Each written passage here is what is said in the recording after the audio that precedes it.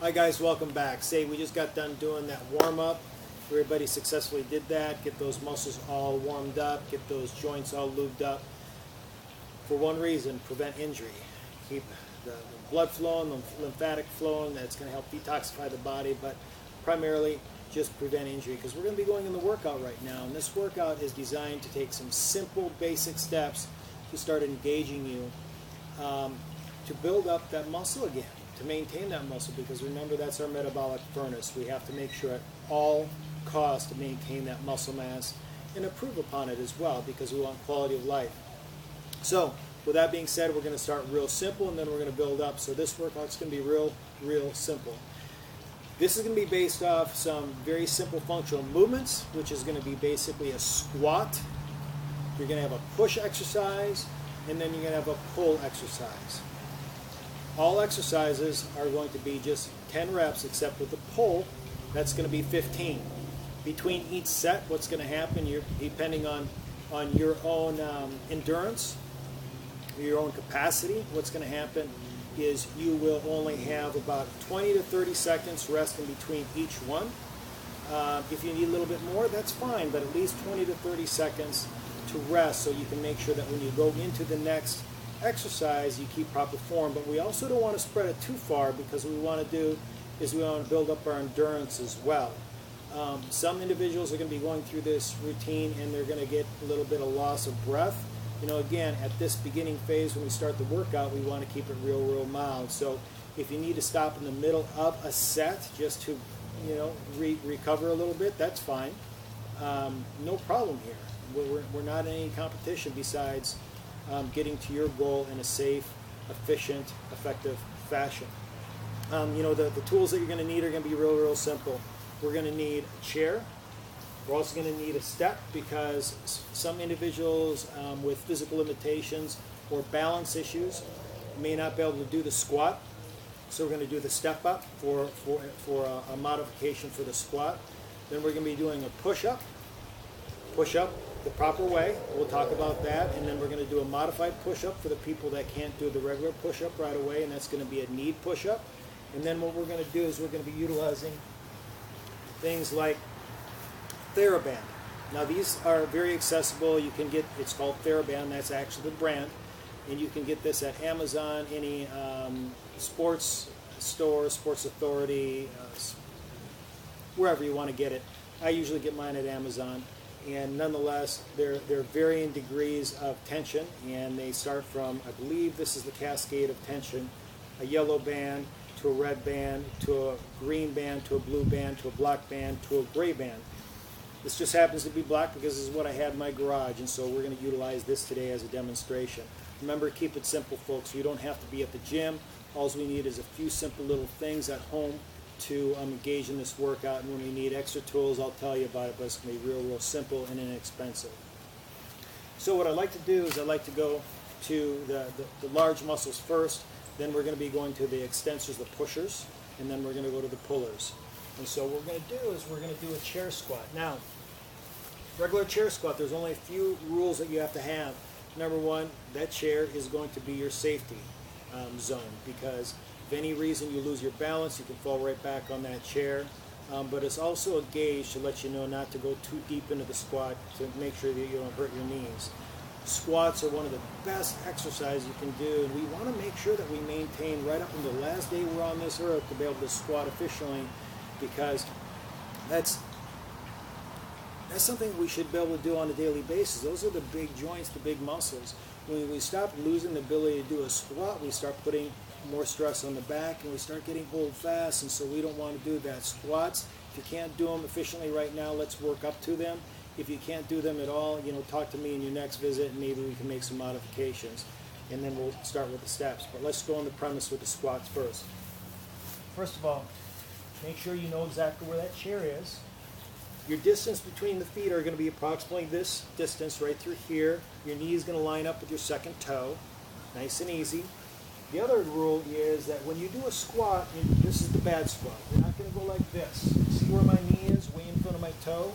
I need to make sure that when I'm going back, my butt goes back far enough that my knee stays behind my toe or in line with my toe, but does not break that plane. That can hurt the knees pretty bad, folks. And again, what we're here to do is build up, not break down. So what we're going to do is we're going to counterweight first. If our butt's going to go back, we got to have that front weight. So let's stick our hands back to here, and then we're going to almost exaggerate. A lot of people call it the potty squat because it's almost like you're sitting on the potty. Nice and easy. Now when I'm going down, I'm not actually resting on that chair. What I'm doing is allowing that chair to tell me exactly where my limits are. Just touching that chair and coming back up. Now if we can't get to this point right through here, we only go halfway down. What the best thing to do is take it easy and go in. Simple modification. I just got this off my patio, and what I can do is I can sit this right in here. If I have a limitation on where I can go in front of that squat, it just raises me up a little bit further. So we'll make those amendments. Nice and easy. Remember, hands forward. Make sure that we don't allow those knees to go in front of the toes. Make sure that we're at approximately this wide. Hands forward. Look where that chair is. Potty squat. See how far? I just only have to go half as far. This is a nice beginning squat, and the waist can migrate later on. 10 of those, that's it. And then what you'll do is after that, I'm going to actually go, before we go on to the next one, we're going to go after the modified version. Let's say even with that modification there, you can't do it totally. No problem. What we're going to do is we're going to go to the step up. Get a little stool like this. I prefer a little bit wider one so you don't miss a step and hurt your ankle. All we're going to do is we're going to do a step up where we're going to be alternating just like this, nice and easy. Just like that. Nice, easy, slow. You see that I'm not letting my arms hang off to the side? I don't want to do this. I want to make sure when I'm doing this, I'm moving all my functional movements because this is a natural motion. I want to make sure that I'm engaging the muscles in the shoulder, engaging the knees, the glutes. How can I add on to this? Well, just take 2, 3, 4, 5 pound weight, whatever you're used to, and add those weights as you're stepping up. You're going to be engaging those muscles just a little bit more, and that can be a way for you cascading up and making this a little bit more difficult. So if this is the modification that you need to take, do it. And then what we'll do is we'll go to the next modification and then the full squat. Now, this one would be step up 20 times. Okay, full 20 step ups with those weights. Make sure you get those arms engaged. All right. So we just got done working the legs with the beginning part, just engaging a simple squat or the step up. Now we're going to go to the pushes. Now, with the push-ups, a lot of people when they're doing push-ups, they do this chicken wing. We don't want to do that.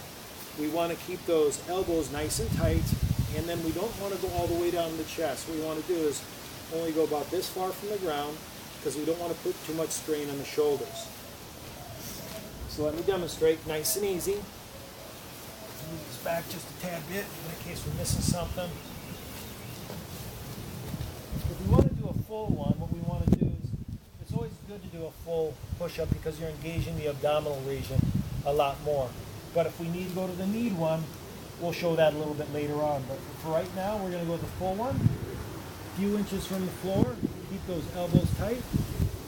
Now when I'm going down, I'm inhaling, and then I'm exhaling on the way up. Nice and easy.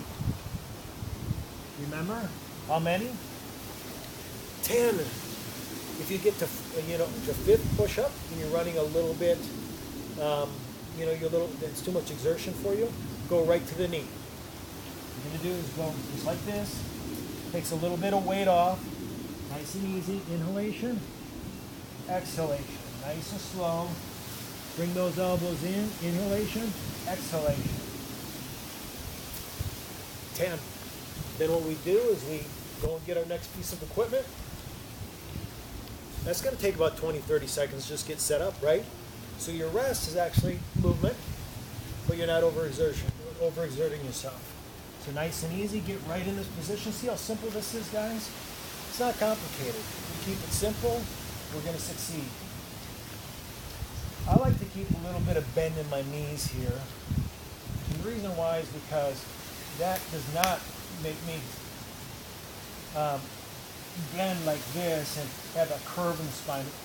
Anybody that's been under my care always talk about proper posture. And so what you want to do is you want to make sure that back is nice, upright, and strong.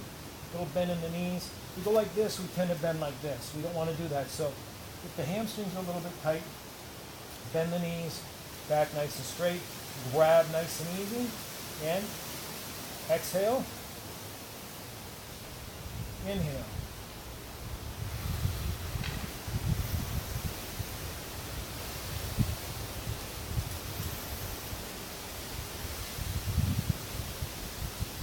Now everything that we've done so far has been 10 reps. I'd like you actually to do about 15 reps on this one because we want to make sure that posterior chain that holds your posture is really engaged. Start light with the left hand, and then we'll move up a little bit later on, and go from there. So as simple as that, guys. What we did is we went through a full round. We went through the squats, we went through the pushes, now we went to the pulls. Now, is the workout done? No. What we're going to do is I'd like you to actually start out with about 3 sets, and then 10 reps on the squat, 10 reps on the push-up, and then 15 on the pullbacks, and then you're going to cycle through that routine with 20 to 30 second rest in between, and then we'll do that 3 times. Now, after you get used to it, what I want you to do is I want you to go up 4 cycles and then 5 cycles. But keep it simple, keep it light, keep it easy at the beginning, and then when your body lets you know that you're ready to challenge yourself a little bit more, you can boot it up to the 5th one. In about 2 weeks, guys, I'll be making another video that will put some variation in this workout and make it a little bit more challenging. But you got your homework for the first one. If you guys have any questions, let me know, but it's been a pleasure, and I'm looking forward to going to that next step. You guys have a wonderful night, and God bless.